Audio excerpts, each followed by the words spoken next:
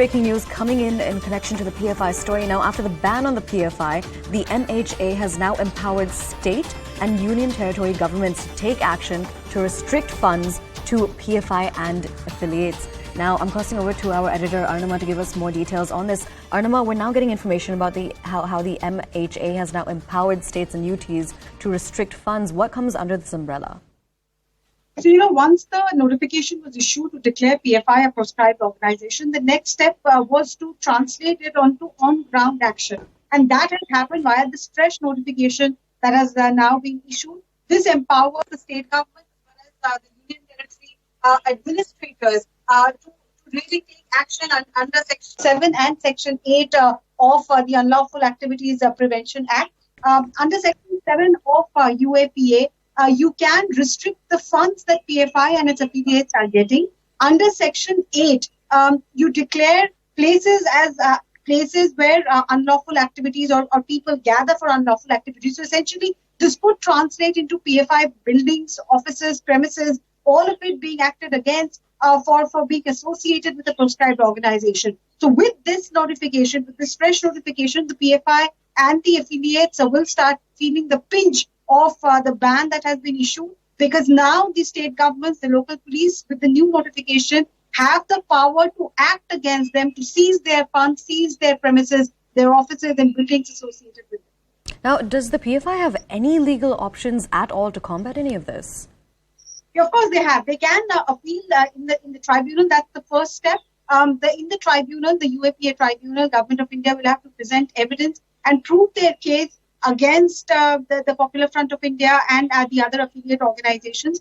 Once that case is established at the tribunal level, if the tribunal upholds the ban, they can also appeal at the higher courts and even the apex court. So there is a long judicial process, but the first step has been taken, prescribing them for 5 years. All right, and one final question for you, Arnima. Essentially, why do we think that it took so long for this ban to take place?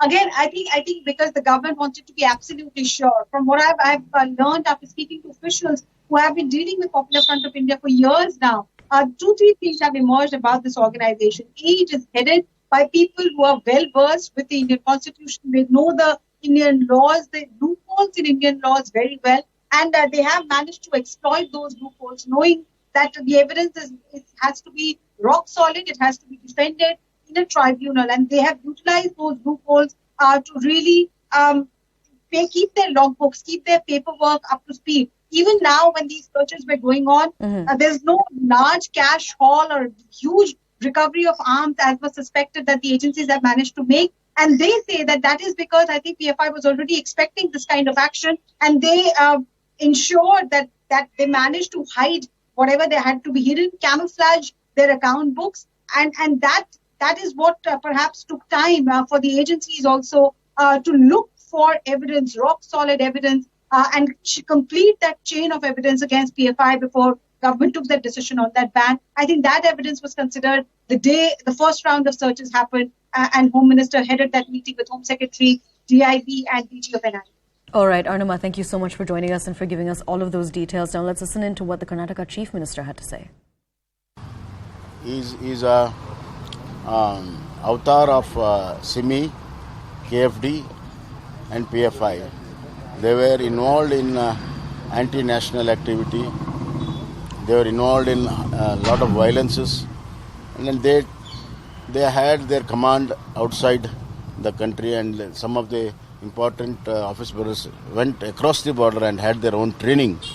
That's how they were doing all anti-national activities, and time had come to ban this organization, and with lot of background work, information, cases and information from all over the state, the Government of India under the leadership of Narendra Modi ji and Amit Shah ji has taken a right decision, and this is a message for all the anti-national groups that they will not survive doing anti-national activity in this country.